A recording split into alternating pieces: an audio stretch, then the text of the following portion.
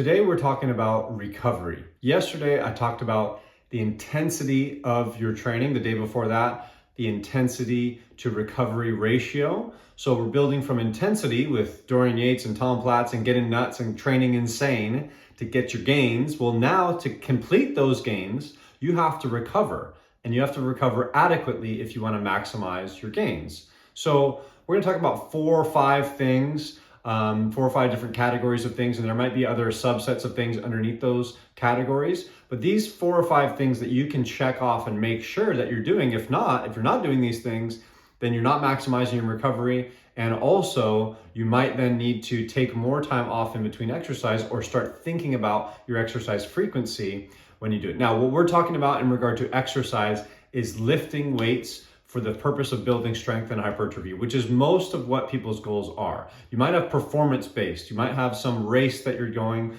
marathon, you might have some sporting event, you might have some other event that you're doing. What we're talking about is general fitness, where you're trying to get lean, you're trying to get ripped, you're trying to get jacked, you're trying to lose weight, okay? Whatever those goals are, that means you're gonna try to build muscle and lose fat. So looking good, feeling good, being functional in your everyday life so you're strong, so you can sit down, stand up, walk, do all these different things. But the main thing is we're trying to build strength and build muscle. So things like, a lot of people talk about things like ice baths and sauna, and those things are good for recovery. There is stress on the body, and I hate to break it to you, those things are, I almost categorize those things as another type of exercise in themselves. So they're like, an ice bath would be good for recovery of your joints and inflammation in the body if you did a sporting event, if you did some high impact thing like a football game. But most people are going to get benefits from that from other areas. So that's not recovery. That's going to be a mental health thing. That's going to be a spiritual thing like I've talked about. That's going to be an immune system thing, but that's also a stressor on your body. So I'm not going to include that in my list because, again, that's going to be a stressor. We're talking about is pure recovery. So as we dive into these things, if you have any of those questions about like, well, I've heard about this, I've heard about that, I'm going to cover my list of things for recovery. But any of those other things, if you have a question, let me know. Maybe I'll make something. I'll make another video about it. But let's get right into it. R&R, rest and relaxation. So again, after your workout, if you didn't work out hard enough, you don't need rest from that immediate phase of your workout, you're probably not working out hard enough. So watch the video from yesterday about training insane. But what we want to do is we want to rest and relax. And that means time. We have to take time in between our sessions. So for me, I train on Thursdays, I train on Sundays. So I have 1, 2, 3, or 2 days off in between. And then I have 3 days off before I train again on Thursday. So I have time in between my sessions to make sure that I'm adequately recovering from that bout of exercise. So there's time, that's just the rest in between. And then you have, relaxation, which is de-stressing. And, maybe that's getting a massage or doing some foam rolling yourself, which aren't necessary. But what we're talking about is instead of, again, adding stress to the system, we're decreasing stress. Relaxation could be meditation, time and quiet, going on a low intensity walk in nature. I look at most cardio things as they're not really gonna interfere if you're doing them at a low intensity with your overall strength program. I hit the bag. I do that on the days before I do my weightlifting, and it doesn't seem to affect me too much because it's a different system. And I like to work out after because I feel like that if I do have any, anything banged up from, throwing a punch and with bad technique or something like that, as I do my exercises, I get blood flow into that area. And because I'm doing things slowly, like I've talked about in the past, I'm not creating excess damage for things. So your cardio stuff, you can fit in on other days, as long as it's not super duper crazy high intensity. And even then, sometimes it's not going to necessarily affect you. What you want to think about is the overall systemic fatigue that you get from any bout of exercise. The most fatigue that you're going to get is from lifting heavy weights, high volume, heavy weights, okay, with high intensity, all right, and doing that for longer periods of time. So again, that's why we talk about volume. If we can keep that short, all right, if we can keep the intensity high, the weights high, but not so high that you can only do one repetition. I like to go maybe 6 to 12, depending on the exercise, repetition wise. So your volume is going to cause that nervous system activity because of those heavy weights and maybe extra sets and the time that you're doing it. But because you're just moving your body around, that body weight, swimming, walking, hiking, that kind of stuff, it doesn't necessarily take that big of an effect. Sports, unless if you're doing it for extended periods of time, hour and a half, 2 hours, 3 hours, or at a super high intensity and for long periods of time. So take that in consideration. Again, you gotta find your own balance. There's no cookie cutter response to exercise. You gotta find what works best for you. I've found my schedule, and sometimes I take time off. Like I said, this past Sunday, I took a time off because I wasn't doing my relaxation. I was staying up late. That's my second thing, sleep. So you got rest, you've got relaxation, time off in between your sessions, and then relaxing. I meditate, I take time to foam roll, I take time to do breathing, I take time to just chill, watch a movie, okay? Take time away from work. And if you don't have that, again, you might need to take more time in between or try to fit in some more of this relaxation stuff. I'm gonna make more videos on meditation. Super powerful to get 2, 3, 4, 5 minutes of just quiet time that really recharges your system. And the more experienced you are with meditation, the more bang for your buck, the more rest and recovery that you'll get from a short period of time. So the next thing is sleep. Sleep is basically the number one way that you're going to recover from things. I know it's number 2, but this is just the order that I wrote it in. So there's no specific order to this stuff. You're gonna need all of these to make sure that you get the proper recovery. But sleep is where you build for the most part. That's when everything is going through these anabolic windows. So if your sleep schedule's off, if you're going to bed super late or you're not getting restful sleep, think about those other things of de-stressing. Do you need to get more massages? Do you need to find, is it therapy? Is it something that you need to work through because your mind is going all the time? Do you need more, time with friends? Do you need to get a babysitter and go on a date with your husband or your wife or whatever it might be? Are there things in your life that are stopping you from getting a good night's sleep? Is it your diet? Are you drinking too much alcohol? That can play into it. Are you drinking too much caffeine or coffee?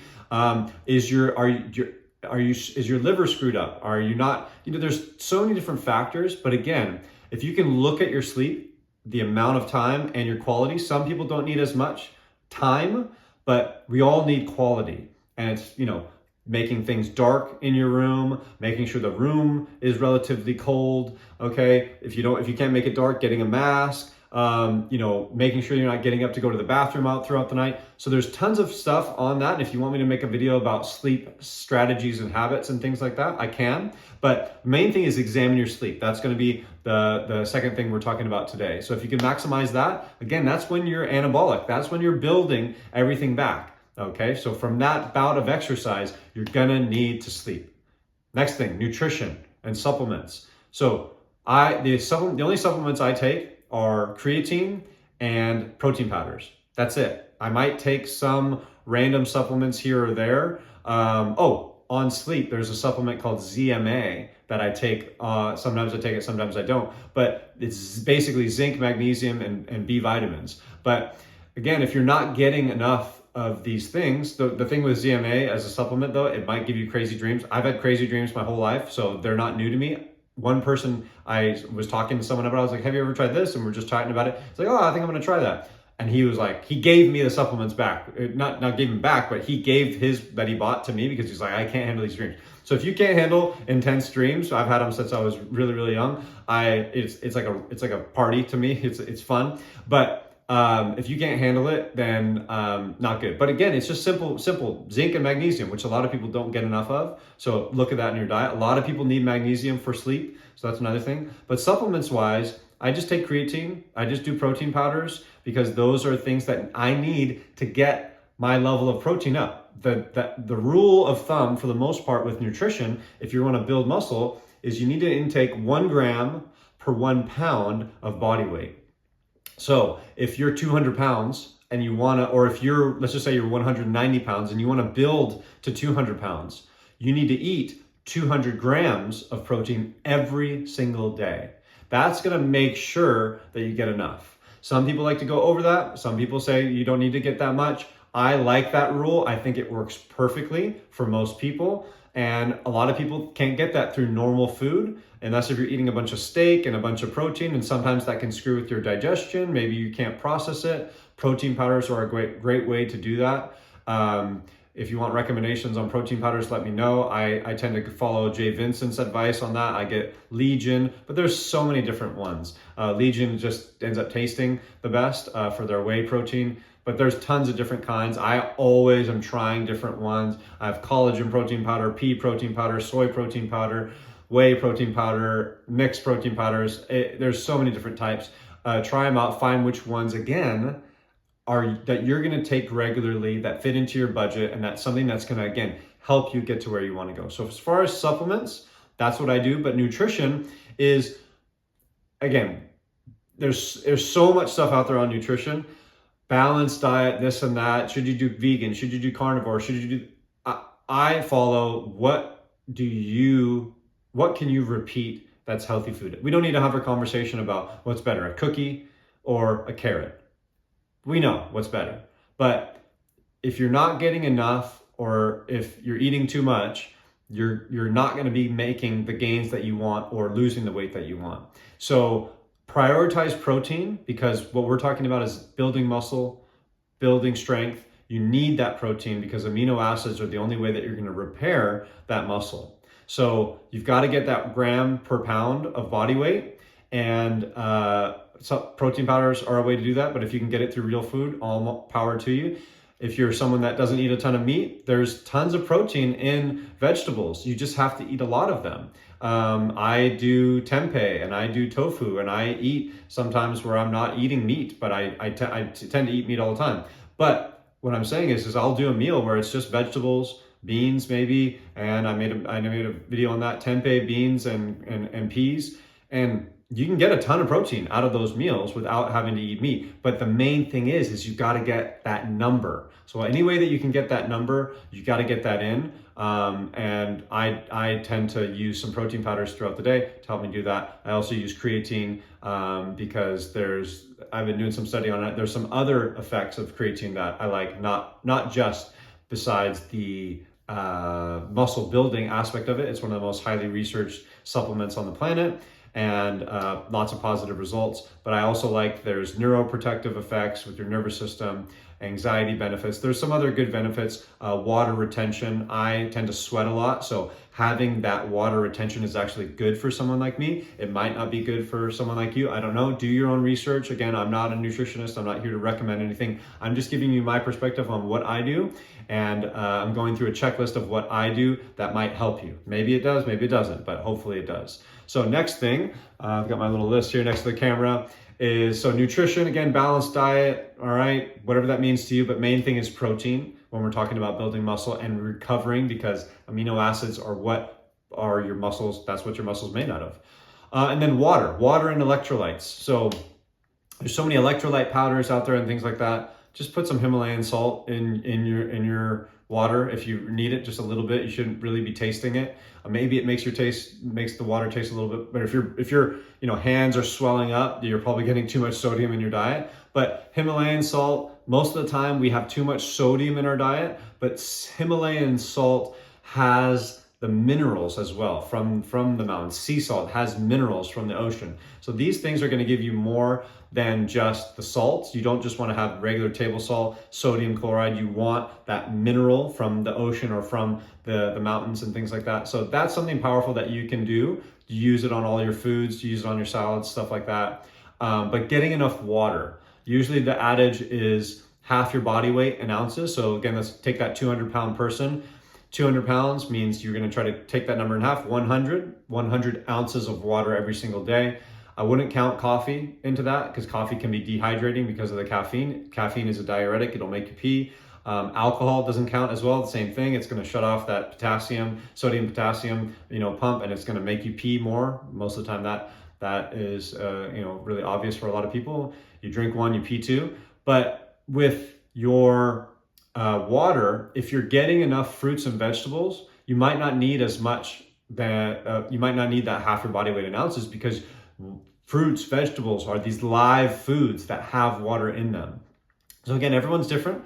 Someone like myself, I tend to sweat, like I said, so I like taking creatine. That helps keep the water on me, and I like to drink more water because I need that. I need that because I sweat it out. If you don't sweat it out as much, you might not need as much, but your muscle is mostly water, it's protein and it's water. So we need to make sure that we get enough protein, and we need to make sure that we get enough water. So those are some things. I'm gonna go through it again. Rest and relaxation, time in between your workouts, okay? You gotta make sure you're resting enough in between your bouts of exercise. Some people that's a couple days, some people that's 4 days, 5 days, some people it's 7 days, some people it's 10 days. You gotta find, with the level of intensity, go back to my other video, what level of intensity you're working at and how much time you need off in between. Again, everyone's different. Relaxation, de-stress, take a walk in nature, do some breathing, do some meditation, get a massage, be with your loved ones. If it's a stressful situation and you have the stress in your life, that's going to get in the way and block you from getting into that anabolic window and relaxing. That moves us on to sleep. You've got to get good quality sleep so that you can recover. Getting into that deeper sleep when all of that recovery is happening, that's why we sleep, all right? We have this mechanism built in that helps us recover from the day. I mean, you know how it feels, right? You're stressed out about something, you're like, oh my God, everything's crazy. You go to sleep, you wake up, you're like, oh man, you don't feel as bad about it. It's not this impending doom that you felt. Why? Because everything is starting to kick back on again and refresh. But with your muscle building and your recovery from your exercise, we need that. It is super essential. So if you're not sleeping, you might need to take an extra day off or move that Sunday workout to Monday or Tuesday. Nutrition, get your protein, half your body weight in grams, or 1 pound per gram of body weight. Sorry about that. 1 gram per 1 pound of body weight. If you're 200 pounds, you need 200 grams. If you're 150 pounds, 150 grams, okay? Or your target weight. So that's another thing. If I want to build 10 pounds and I'm 200 pounds and I want to get to 210, I need 210. Okay, so remember your target weight. Next one, supplements. Again, I use protein powders and creatine. I'm not suggesting them. I'm just saying that's an easy way for me to get to my goals, and it helps me. Water, electrolytes. Make sure that you're getting enough water. Make sure that you're getting enough that balanced diet. It's going to take care of a lot of the electrolytes. But again, I'm not recommending you use any of these electrolyte powders. I think they're a lot of times just a big gimmick. Get some Himalayan salt, pink salt, put that in your water or put that on your food, and you're probably going to be good for the most part, especially if you eat out and you eat shitty food.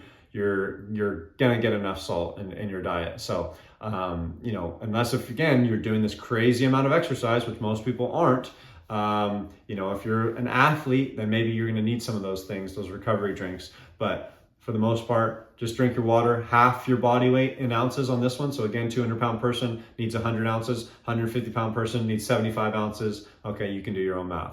So that's recovery for today. And I hope you got some out of that. Next time, I don't know what we're going to talk about. We'll figure that out day by day. But right now, that's recovery, and good luck.